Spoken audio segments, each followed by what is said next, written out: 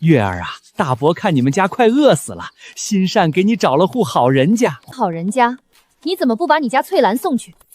敬酒不吃吃罚酒。既然如此，你别怪大伯心狠。阿丑，给我收拾他！好嘞，看我怎么收拾你！姐，星儿和阳儿好好在屋里待着，我去找爹。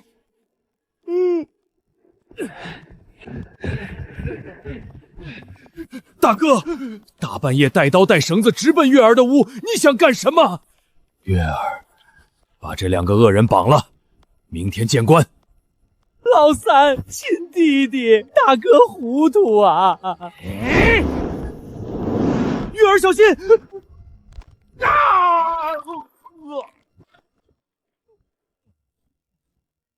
丫头，哥，求你放过我。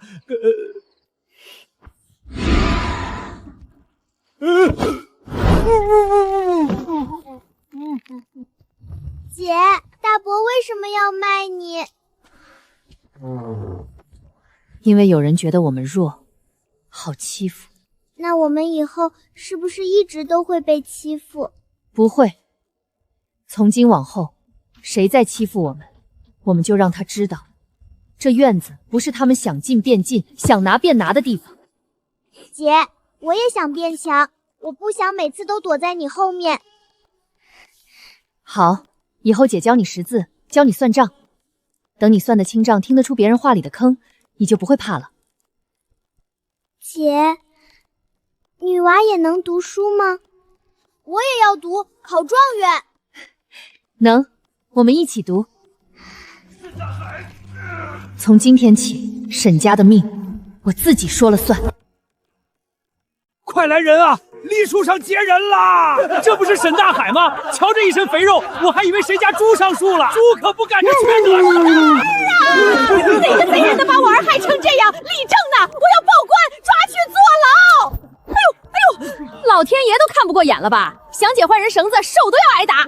都吵什么？到底怎么回事？小丫头片子，是不是你害我儿？沈王氏，你再骂一句试试。李正爷爷。昨夜大伯带2个陌生汉子撬我屋门，一个拿刀，一个拿绳。大伯说要把我送去镇上王员外家做姨太太。王员外，那个60多快病死的老头冲喜，怕不是陪葬吧？沈大海这是要卖亲侄女啊！胡说，我家大海不是那样的人。大伯，我冤枉你了吗？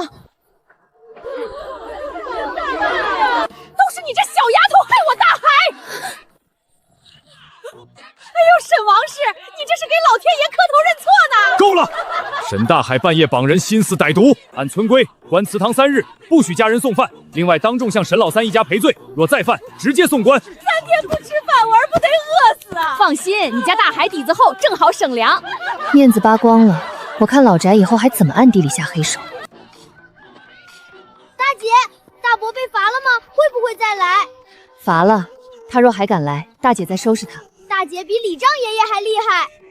姐，村里人会不会说你凶？我怕他们以后说你不好。星儿，别人说几句不会让我们饿肚子，可若我们只怕别人说，就会被人欺负到没饭吃。记住，人不能靠嘴软活着，不过也不能只靠拳头，拳头能打退坏人，脑子才能守住日子。姐，那我学脑子，我学拳头。你先学吃饭，别掉米粒吧。那也很难的。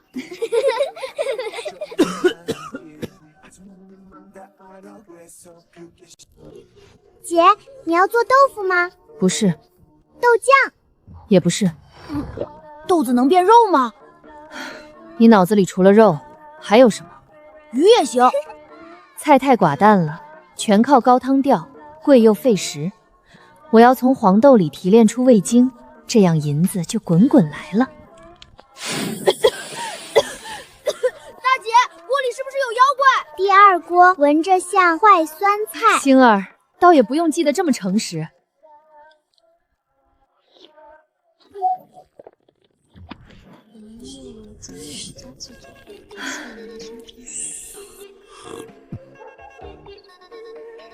月儿，你放肉了？肉呢？在哪儿？是不是沉底了？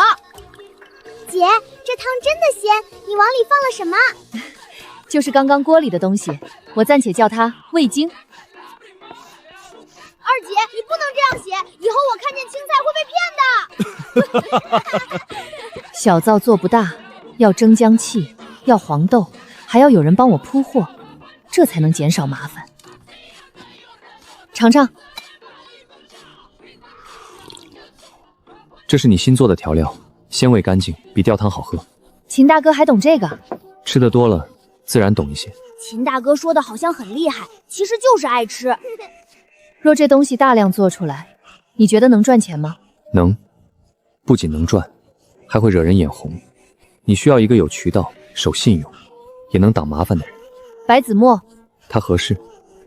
可我不想靠你的面子，我要凭这东西本身打动他。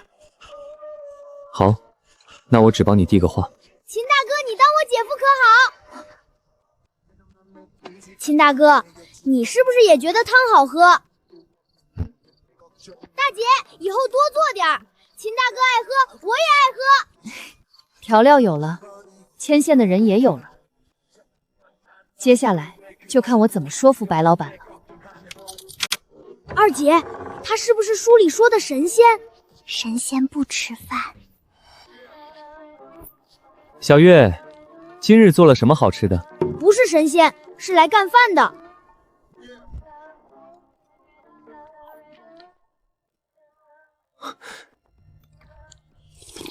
小月，这里面放了什么？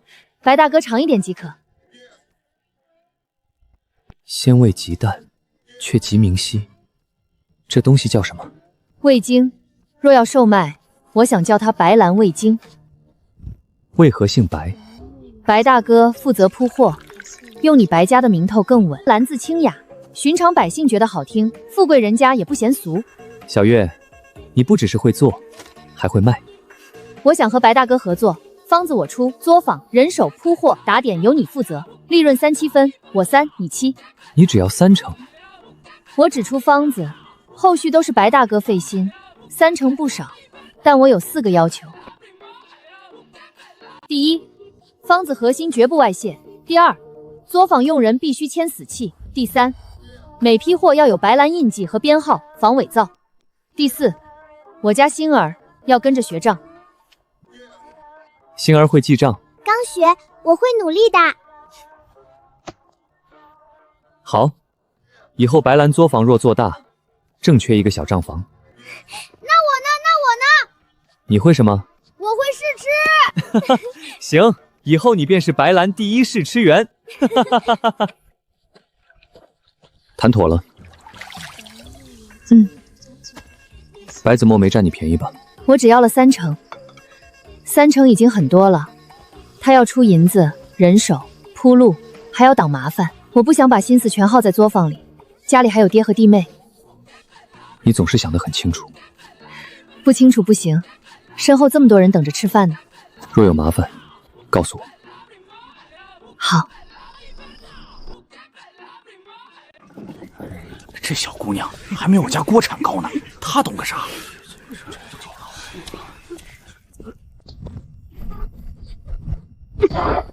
这位大哥，你家锅铲会给你发工钱吗？我不管你们以前是种地的还是打杂的，进了白兰作坊就得守我的规矩。第一步，挑豆，霉豆、虫豆、坏豆，一颗也不能进缸，一颗坏豆坏一锅，一锅坏豆砸的是大家的饭碗。小月姑娘，这个我会，我挑豆子最快。好，以后挑豆组由留守带头。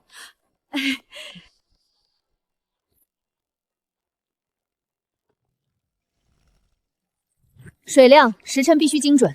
姐，泡久了会怎样？酸，泡少了出鲜少。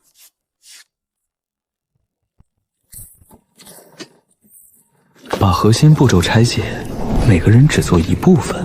这丫头不仅懂得防人，更懂得用人。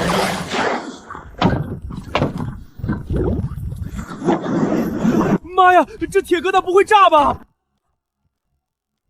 妈呀，这铁疙瘩不会炸吧？叔，你放心，炸了也是先炸我大姐，她站的离锅最近。沈阳儿。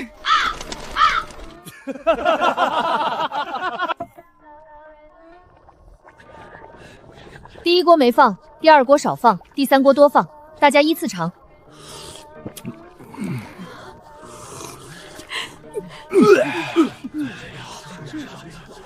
白兰味精是提鲜，不是夺味，少许即可。这句好，以后印在陶瓶上。还要写多放不好，写多放浪费。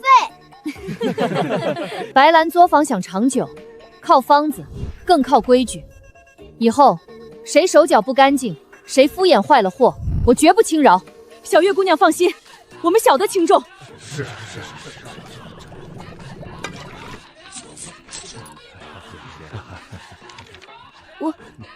我第一次自己挣到钱，以后会更多的。星儿，你现在好厉害，都能当账房了。我也刚开始学，刚开始也厉害。赚钱是赚钱，能让这些被困死的女孩子知道自己也能挣一份尊严，这才是大事。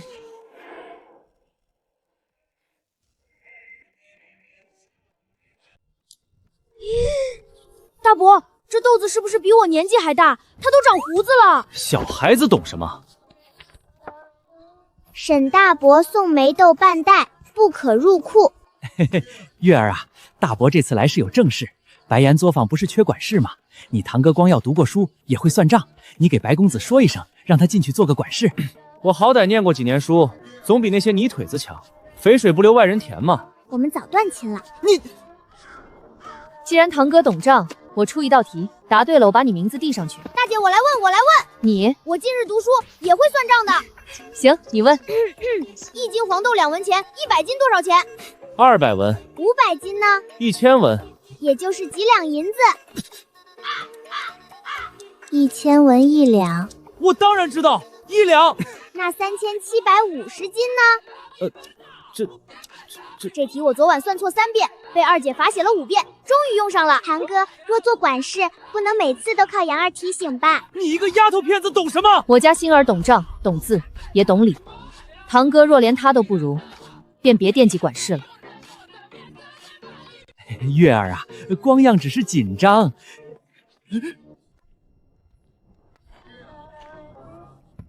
大哥，作坊用人有作坊的规矩，月儿不欠你们，白公子更不欠你们。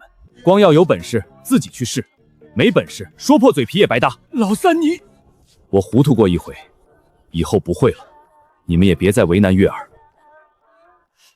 大伯，梅豆带走，再放一会儿，我怕他们在院子里成精。若成精，我先问他算数，大概比堂哥会算。不可理喻！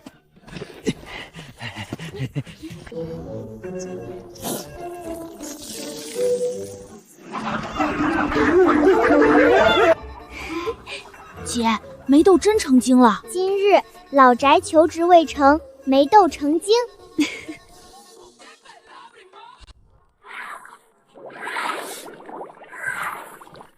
娘，这味儿咋像猪食馊了一阵？你懂啥？好东西出锅前都有点怪味儿，这叫发酵。书上好像也说过，酒便是发酵。这味儿，耗子闻了都得连夜搬家。白兰味精是白的，咱这颜色太黄了。强血白呀，插把猛刮。这能吃吗？成了，给我熬干。这就是咱家的大买卖，沈家鲜粉。走过路过别错过，沈家鲜粉比白狼还鲜，1文钱尝一口。真有这么神？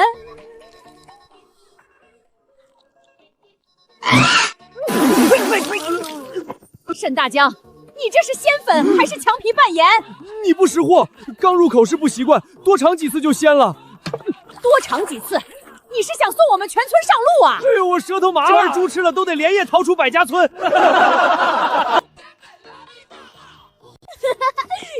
辉，大姐，强也能提鲜吗？能，真的？能提醒大家别乱吃。老宅制假鲜粉，材料梅豆、盐、面粉、强辉。结果助审喝了3泡水漱口。星儿，还有二伯被骂5句，补上。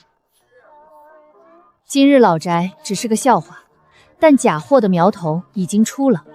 明日若真有人做出高仿，伤的就是白兰的招牌，咱们必须提前防。强辉，沈家老宅倒是奇才。奇才不可怕，可怕的是别人比他们聪明，真做出假白兰。防伪4步：第一，所有白兰陶瓶必须烧制兰花印记；第二，瓶底刻批号，每批入账；第三，封泥上压暗纹；第四，作坊用料进出必须专人核账。你早想好了。赚钱不难，难的是守住。这生意做大了，眼红的人越来越多。小月，你若早生在商户之家，怕是没我什么事了。我要是生在商户家，可能这辈子也尝不到梅豆加强辉的滋味。星儿，以后小瓶批号这块你跟着核对。我你演戏，账也清楚。会好好学。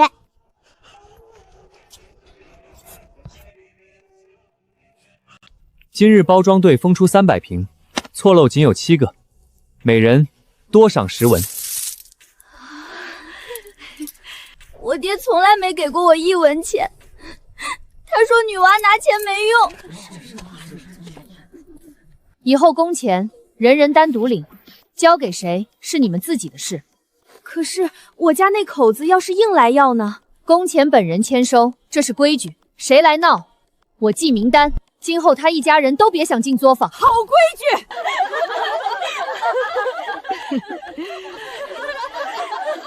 姐，女娃以后也能当管事吗？能，只要做得好。那我想当管事。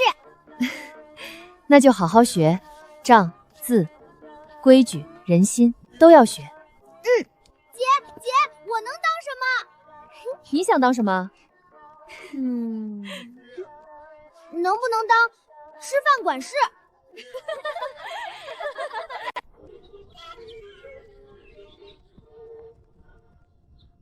二姐，我像不像都读书人？像偷穿读书人衣裳的猴子。二姐，你变坏了。去吧，好好学。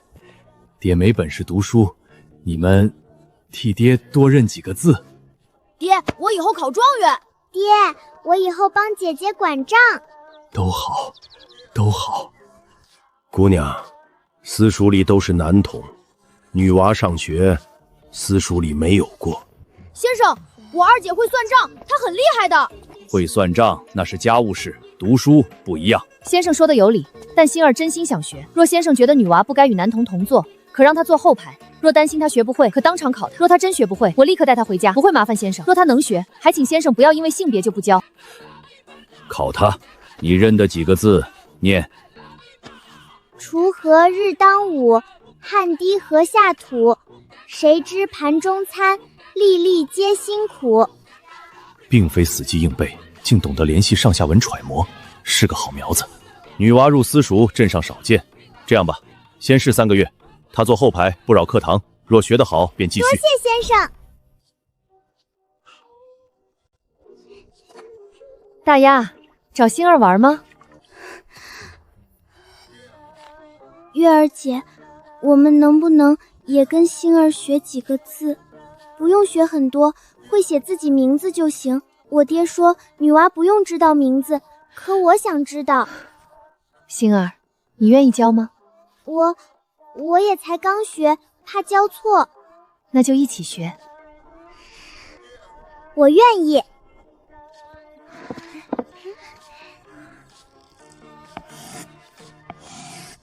这个字是女娃的女。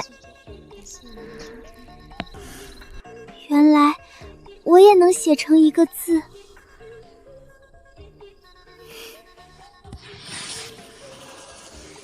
哼，杨儿，这是什么字？人生大事。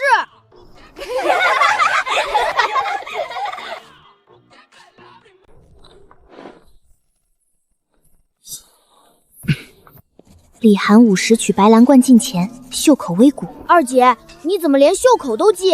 他不对劲。那我盯他吃饭。天香楼同款，白兰仙粉半价卖喽！这不是白兰味精。去，你说不是就不是。真白蓝瓶底有批号，封泥有暗印，瓶身有小字，你这个全都没有。哎呦，还真没有。我这是内部货。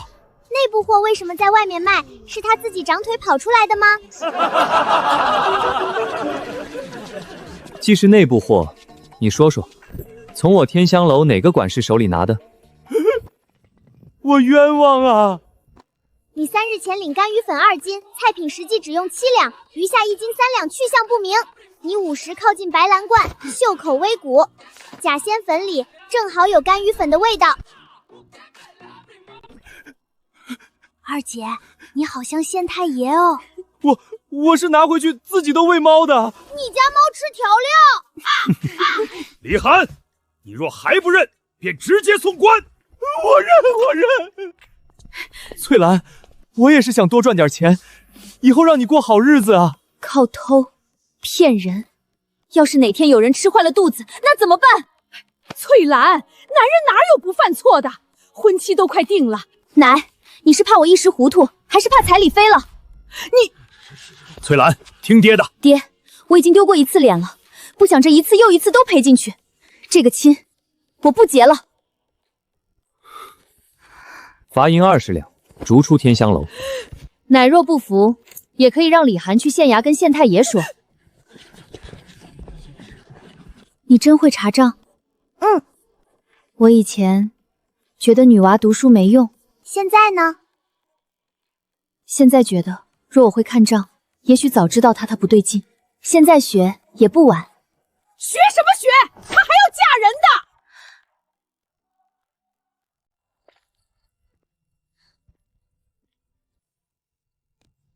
大姐、二姐，翠兰姐来了，她手里有弹，不像来打架的。谁来打架？以前你们来都像打架啊。想学字，我就是来看看。进来坐吧，今日学写名字。我不是白学，我以前是不是很讨人嫌？有一点。我知道，我以前总觉得反正以后要嫁人，读不读书都一样。李涵出事那日，我才知道不一样。别人说什么我都只能听着，账本摆在眼前我也看不懂。沈月儿，我不是来求你原谅的，我就是想学点东西，往后别再被人当傻子，那就好好学。沈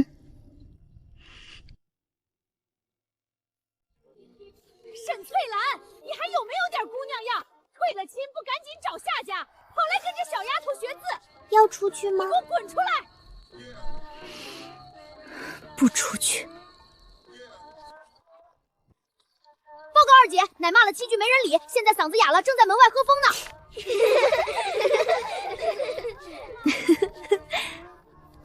有些人坏，多半不是想坏。翠兰要学字，就好好教她。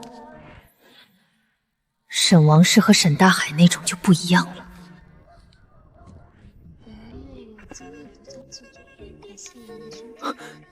小月，出事了！府城聚仙阁的东家放话，3日内，若咱们不交出白兰秘境的配方，便要天香楼在府城和镇上永无立足之地。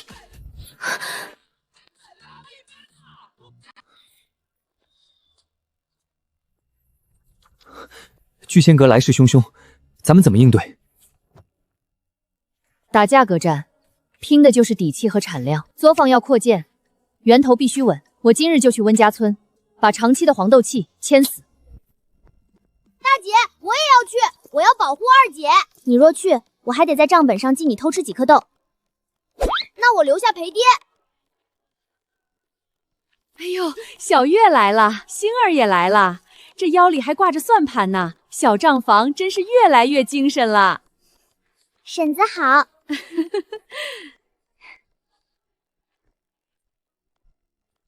沈姑娘，星儿姑娘，嘉瑞哥，这是村里几户人家的田亩数，能种黄豆的面积和预计收成。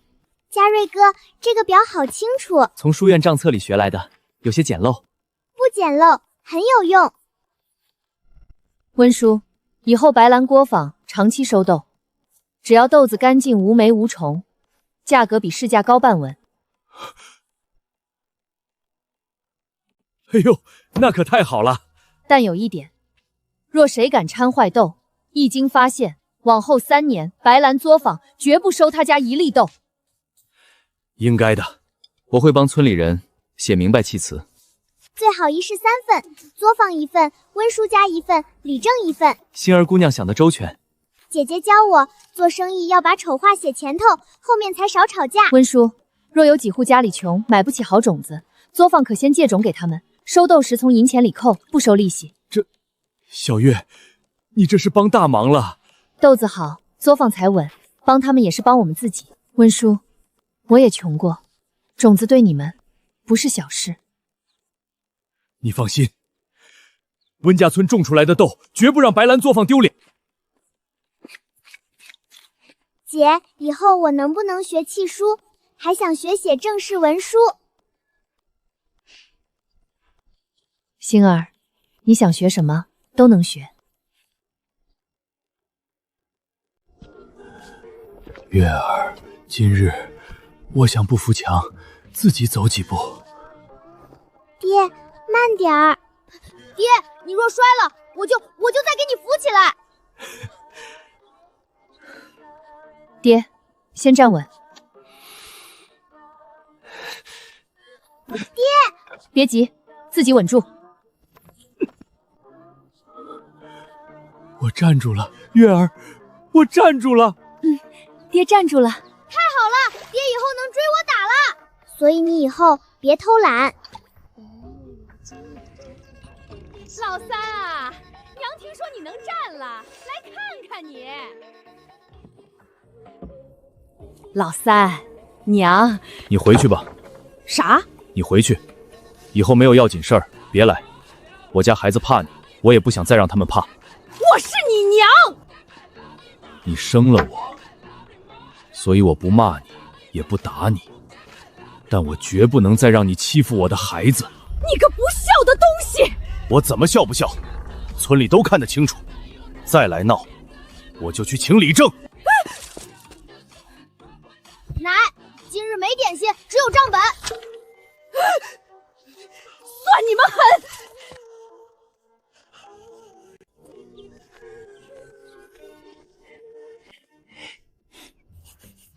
白大哥，这里面是点心吗？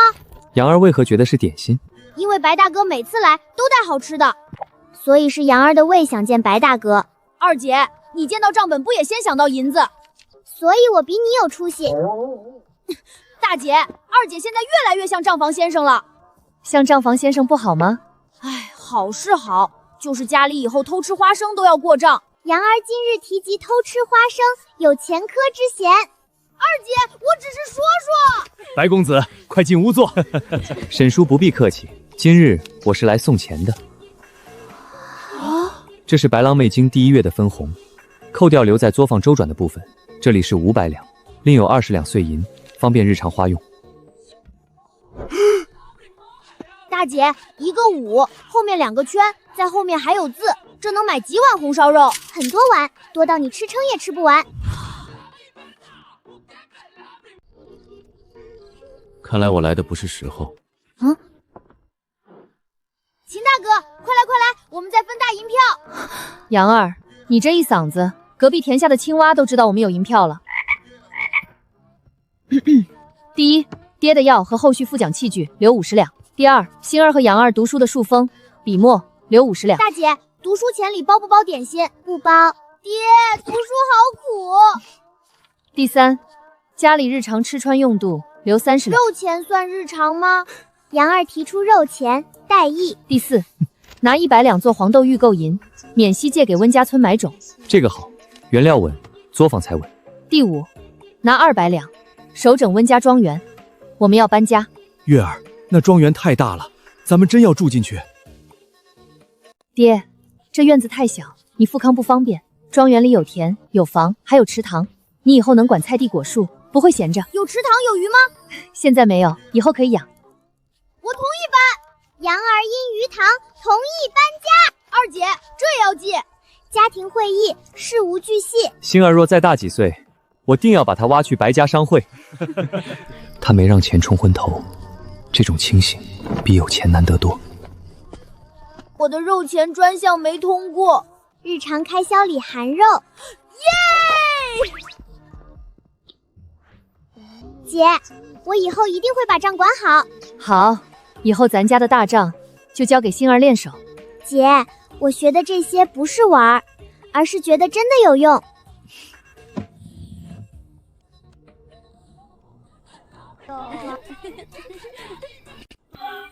白兰仙境天香楼同款，今日半价，假一赔10嘞！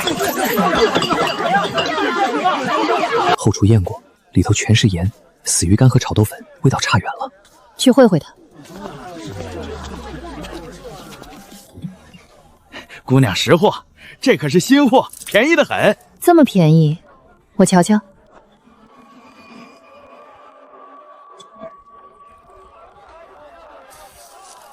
姑娘，买不买啊？星儿，记：蜂泥掺沙粗，粉有鱼腥和焦香，瓶身仿了第2批真瓶的暗点。白大哥，县城哪几家调料铺自己炒豆粉？陈记、罗家、周氏。县城市卖册记载，一次性买走20瓶第2批真白兰的，只有一家陈记调料铺。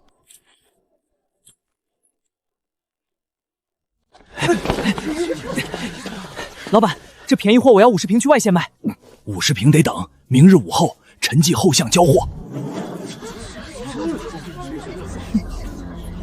自己把窝爆了，走去陈记。白少东家，后院脏乱，您怎么？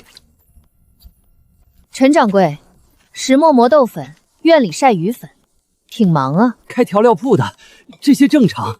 正常？那你解释解释，为什么你买了20瓶真白兰，摊子上的假货就仿了独有的暗点？为什么假货箱上的草绳粘的炒豆粉和你这院里的一模一样？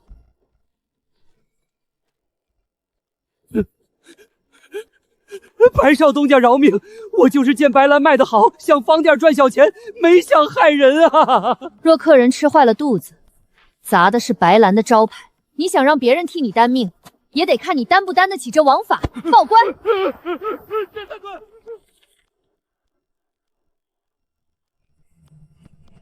仿冒白兰，严惩不贷，当众销毁。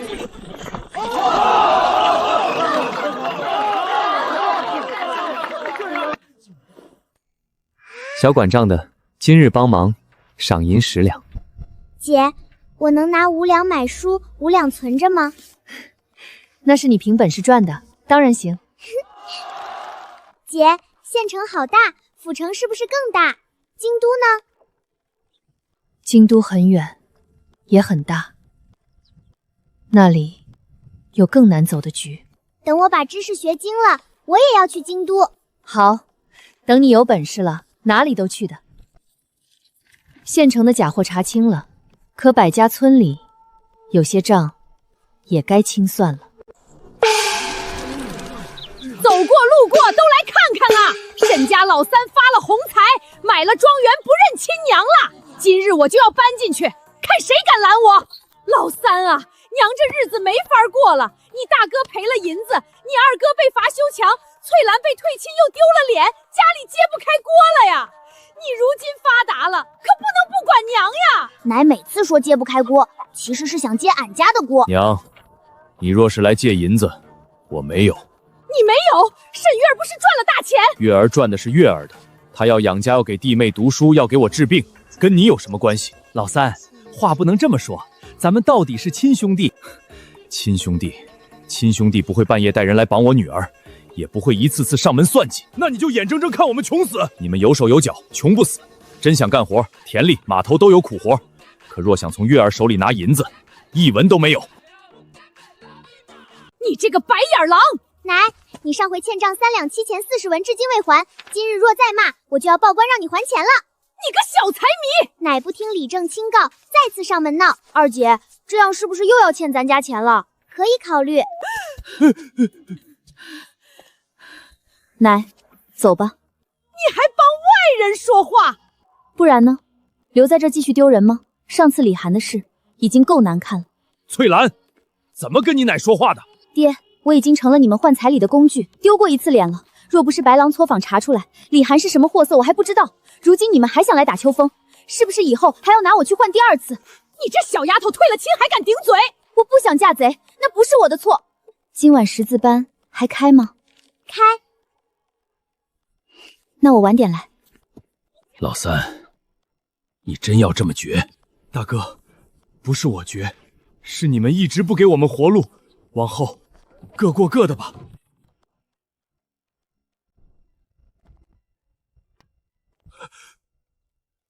大姐，这都是咱家的。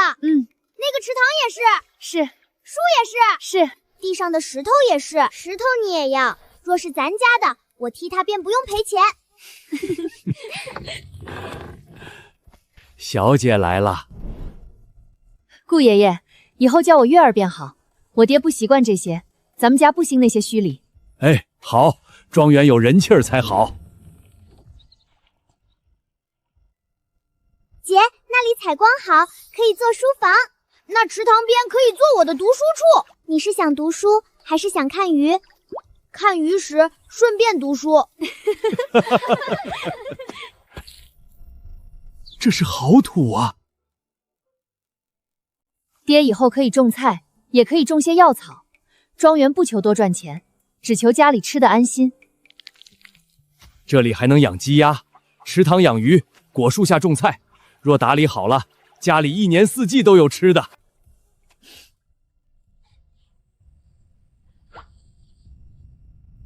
我想在这里建2间屋，给作坊女工和村里愿意学字的姑娘用。姐，真的？真的，以后识字班就搬过来。那我能教吗？当然，你先教简单的认字算术，以后若有更好的先生，我们再请。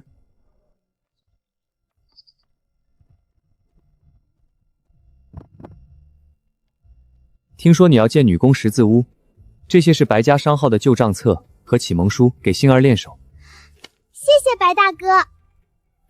以后星儿若真办起女学，记得给白家商号留个好账房。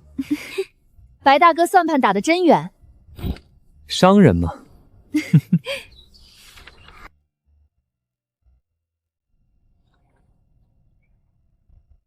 这里做识字屋，那边做药房，前院留1间会客。很好。你近日脸色不好。无碍。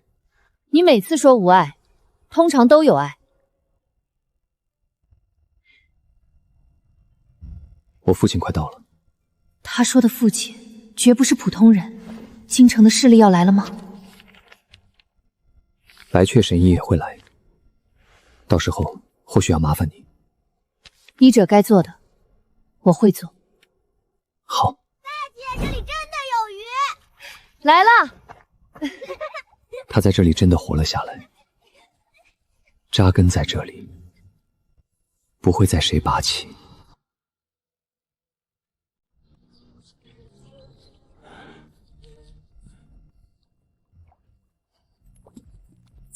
杨儿，你再把脚伸进池塘，我就记一笔。二姐，我只是让脚看看鱼，脚看不见，它能感觉。二姐，你真记啊！月儿姑娘，门外来了几位贵客，说是姓秦。是君兰那边的人。爹，他们今日应是为秦公子的病来，我以医者身份过去，不会牵扯太多。月儿，不管来的是谁，你先是我沈老三的女儿，咱不高攀，也不低头。我知道。姐，我陪你去，我不说话，就站旁边。若有什么需要记的，我能记。我也去，我可以端茶。你端茶，一半进客人手里，一半进你袖子里，那是以前。杨儿陪爹在后院，客人多，别乱跑。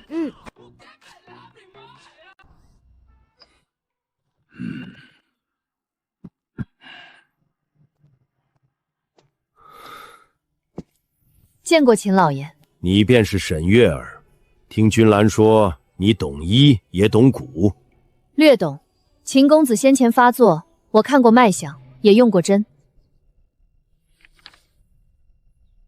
这是我妹妹沈星儿，她随我管作坊账，今日陪我来寄药方。小女见过秦老爷。一个农家小丫头，竟如此稳重。哎呦，这就是那小账房。老夫听白家小子夸过，说这丫头查账比老掌柜还细。白神医过教，我还在学。好，小小年纪不骄不躁，比老夫年轻时强。君兰的病，你有几分把握？暂时只能缓解疼痛，要彻底解除，得引苗天风出来，用母骨反制子骨。不错，以银骨相饶母骨，以银针稳子骨，只是风险极大，稍有不慎，君兰便要受重创。父亲，我愿意试。怎么引苗天风？放出消息，就说秦公子蛊毒已入心脉，白神医赶到也束手无策。苗天风偏执狠毒，等了多年，定会想亲眼看见秦公子毒发身亡。偏执之人最爱看戏收场。你想要什么？事成之后再说，眼下先救人。他还是那样清醒冷静，从不攀附。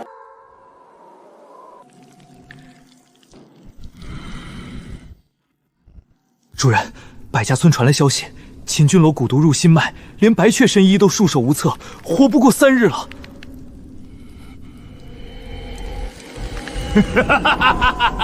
秦君鸾，你终于要死了！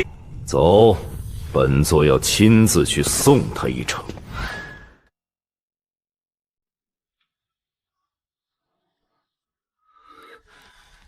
含着，别咽太快，若疼别硬撑。习惯了。疼这种事习惯不了，只是忍久了。那我尽量不忍。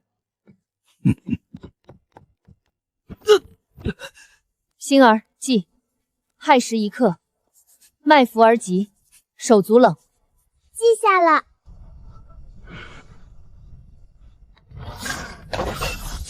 保护主子！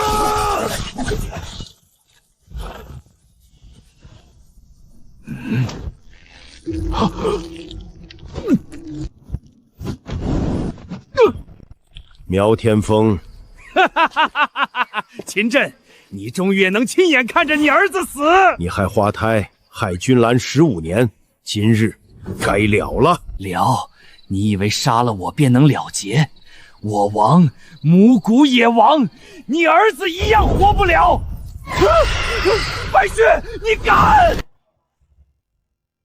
我亡，母骨也亡，你儿子一样活不了！白雪，你敢！老夫不敢。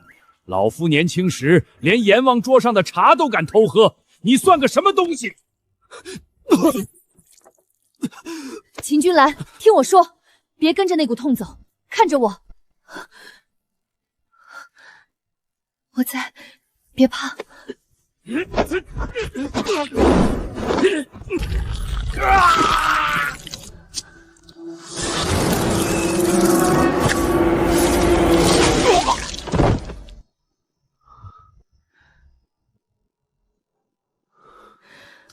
蛊终于解了。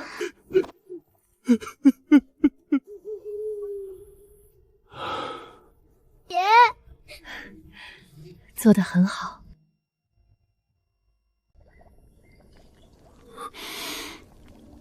通了，那种缠在心脉里15年的阴冷和撕咬，终于消失了。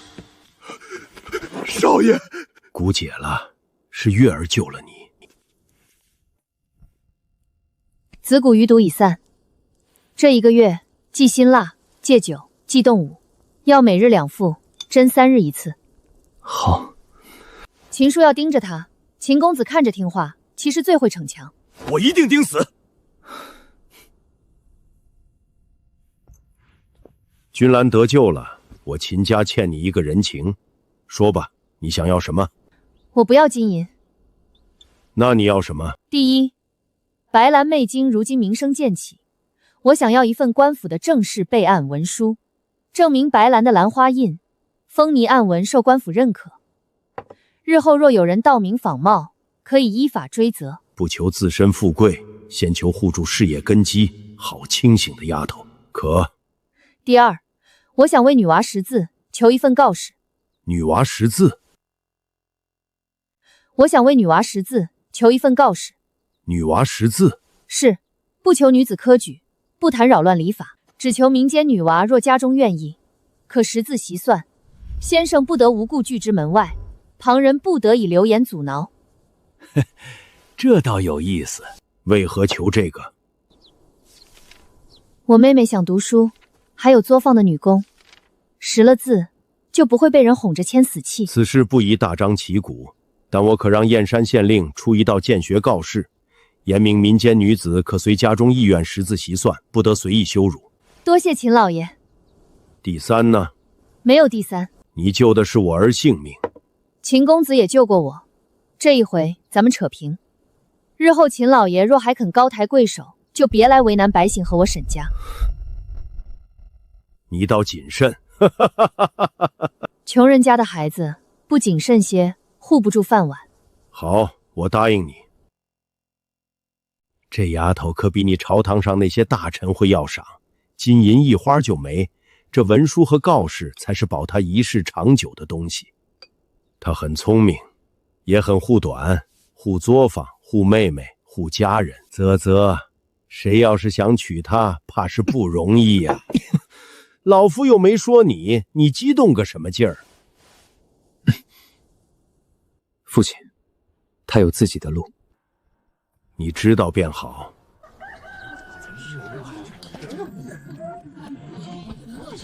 县太爷有令，凡民间女子若家中愿意，皆可识字习算，任何人不果以流言阻挠、羞辱，违者杖责10板。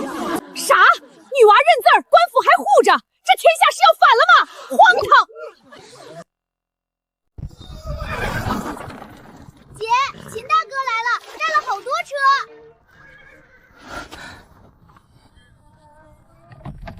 这看着怎么像来送姘的？之前一直生病，还为恭贺沈老板乔迁之喜，今日特送贺礼。秦公子，这贺的是不是太隆重了？救命之恩，轻了，怕沈大夫嫌我命不值钱。秦大哥，我也有吗？有，你替我试吃过你姐姐的药膳。那我确实功劳很大。你那是偷吃，救人和偷吃有时就差一双筷子嘛。这也是枕巾。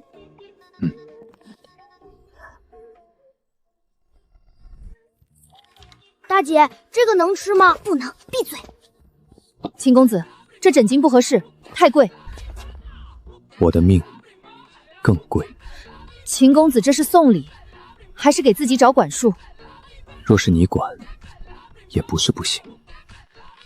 那你以后可别后悔。不后悔。秦公子赠姐姐白玉簪一只，名为枕巾，疑似过后。二姐，啥叫疑似？就是看着很像，但暂时不说破。白神医说，你1月内既动武，既劳累，既逞强。我只是搬书。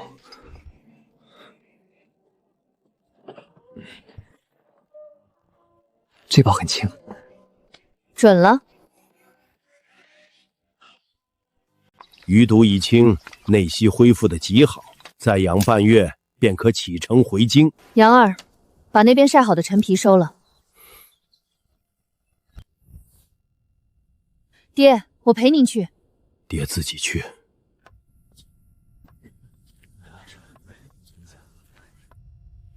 沈兄，秦老爷客气。沈兄教出了一个好女儿，聪慧、稳重、有胆识。月儿是个苦命孩子，秦老爷，月儿再聪明，也只是个农家姑娘，她想要的不过是家人平安，日子安稳。你怕我带走她？怕。我没本事，护不住她太多，但她是我女儿，若她自己想飞，我不拦。可若有人因为她有用，或一时新鲜，便要折了她的根，把她带去不属于她的地方，我不答应。沈兄放心，孩子们的事看他们自己。君兰是好孩子，可她和月儿路不同，我只求一件事，若将来她护不住月儿，便别招惹她。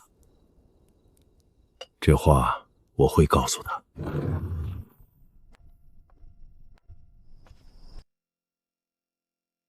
爹，没事儿，爹只是和秦老爷喝了杯茶。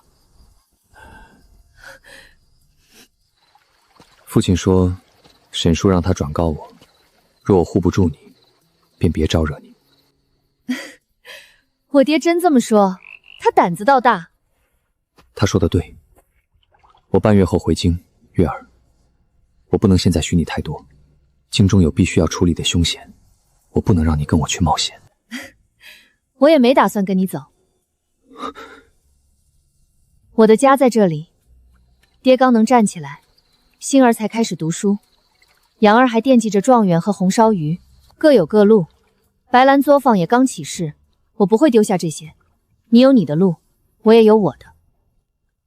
我知道，若以后遇到解决不了的事，拿着它去天香楼，白子墨会知道怎么做。不是让你依附我，只是多一条路。那你也得答应我一件事。你说。好好活着，好好养身，少逞强。这算3件。那你答不答应？答应。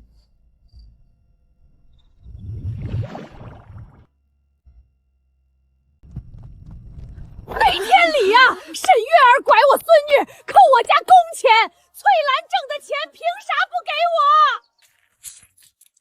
奶，我说过，一半给家里，一半我自己存。你一个姑娘家存什么钱？将来还不是要嫁出去？银子放你手里就是糟蹋，拿来！我自己挣的，为什么不能存？翠兰，听你奶的，家里最近难，你先把钱拿出来。二叔，你前几日欠作坊修墙的伐工还没做完。二姐，翠兰姐现在也会记账了，进步明显。沈月儿，你个搅家精，你自己不嫁人，再带一群女娃不安分，你是想让百家村的女人都反了天吗？沈王氏，你这话我可不爱听。我们做工挣正经钱，咋就反天了？难道非得在家挨你们的骂才叫安分？我拿工钱给我娘抓药了，不是糟蹋。我借互助箱的钱给孩子看病，现在慢慢还，没这作坊，我孩子命都没了。沈王氏今日在包庄院门口闹事，绕工半刻，影响风评27只，按作坊规矩，若再闹，送礼证。你个小财迷，你敢！奶，你再骂星儿一句，我今日1文钱都不给。你总说我是赔钱货，可现在我能挣钱，你若还只想骂我、抢我钱，往后我便住女工屋，彻底不回去了。翠兰，你敢？我为什么不敢？县衙告示说女娃能习字算术，作坊契书写明工钱本人签收，白兰有女工休息屋，你们若逼我，我便请李正和周先生来评理。娘，回去吧，这里不是你撒泼的地方。老三，你也帮他们？我帮理，翠兰自己挣的钱有权留一半，你若还闹，以后连这一半也没有。娘，要不算了。这是说好的，下月也是一半，若再闹，没有。老宅不会突然变好，沈王氏也不会忽然讲理，但他们有了规矩，有了工钱，有了能站出来说话的底气，这就够了。别哭，账清了。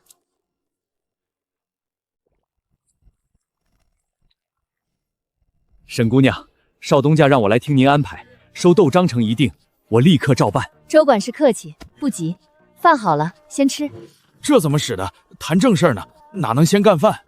温叔，你若不好意思，我替你吃。杨儿已经替自己吃过2张了，那是柿饼，不算吃。再偷吃，晚上红烧鱼减半。温叔，嘉瑞哥、周管事，请用饭，吃饱了才好谈大事。香，这黄豆竟然比肉还入味儿，黄豆还能这么烧？黄豆不止做味精，还能发豆芽、磨豆腐。温叔以后种多了，自家换着花样吃。温大哥多吃点儿，这做法连我家那挑嘴老头都馋得直吸溜。温叔，你夸黄豆比肉好吃，要是让肉听见，肉会伤心的。先用一桌热饭安人心，这手腕高。温家种豆稳，人厚道。今天先定温家的长期供豆期，规矩很简单：好豆高价，中等正常收，坏豆不收。掺坏豆者，2次停收3年。好，断了以次充好的路，专业。小月，好种子得不少银子啊。作坊借好种，秋后扣本，不收利，遇灾可延期，绝不逼人卖田还债。小月，你这不是收豆，是给我们发定心棒啊！若市价涨了呢？契上定死地价，农户心里必会觉得亏。底价保底，市价若跌，作坊按底价收；市价若涨，作坊按市价收。妙啊！少东家看了这条，绝对拍案叫绝。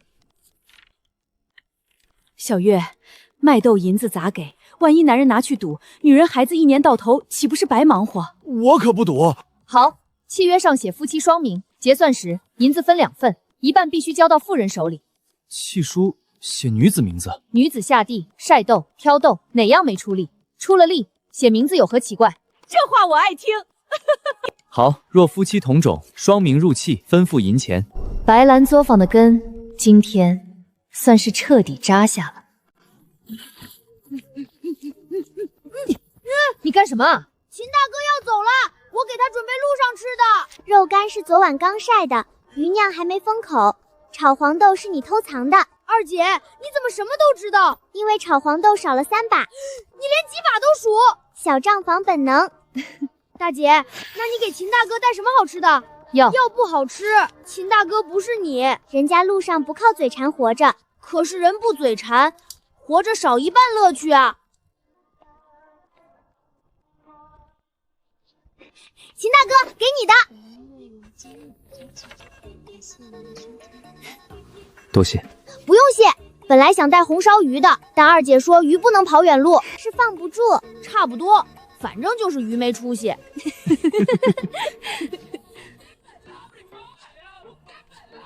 1个月的调养药，每日1丸，不许漏。药方我写了2份，1份给秦叔，1份给白神医，忌口也写了。我会按时吃。你最好会。沈姑娘放心，我一定死死盯着少爷。老夫也盯着。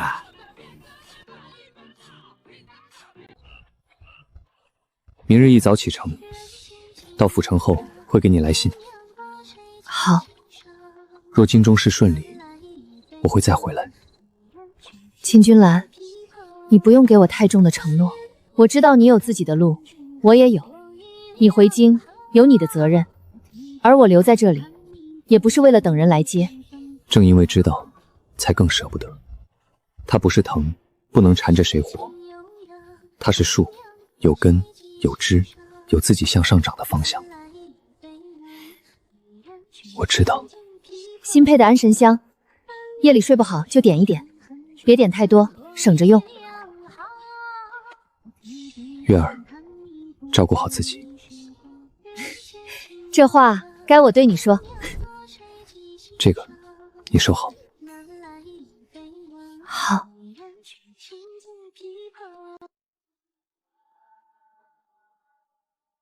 月儿，你娘若能看见今天，一定会很高兴。爹，我想等白兰出放再稳些，就开始打听娘的下落。你真想找？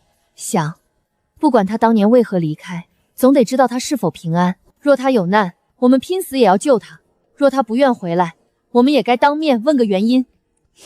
姐，我也想找娘，我都快不记得娘长什么样了。是爹没用，这么多年，连自己的媳妇儿都……爹，都过去了，以后我们一家人一起找。我可以认路。你上次去镇上，差点走去包子铺不回来，那不能怪我，是包子铺先动的香味儿。好，一起找。月儿，见字如面，身体已大好，只是白客仍每日逼我喝药，秦山每日盯我练功。京中事务繁杂，尚能应付。父亲已派人继续追查沈白氏当年的线索，一有消息即刻送来。另，府城白兰宴名声已传至京城，信末有疑问，青伟可还在？杨儿，你秦大哥问青伟还在不在？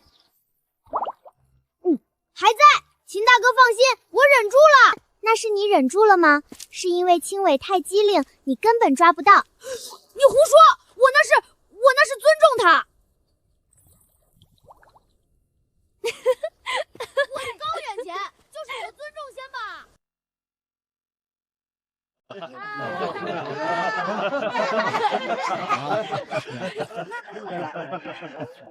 沈姑娘，少爷京中事忙，今年不能回来，这是少爷的信。明年红烧鱼更多，功课少一点。大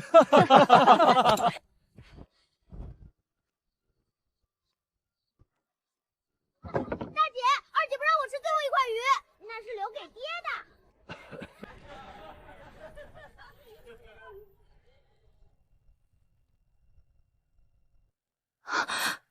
月儿，伯母当年离开百家村后，最后一次露面的踪迹已查实，线索全断于天子几下。她不在乡野，而在京城。京中水深，各方势力盘滋错节，若要寻人，必入此局。月儿，咋还在书房？鱼汤快凉了。大姐，明年我是不是可以学写契书啦？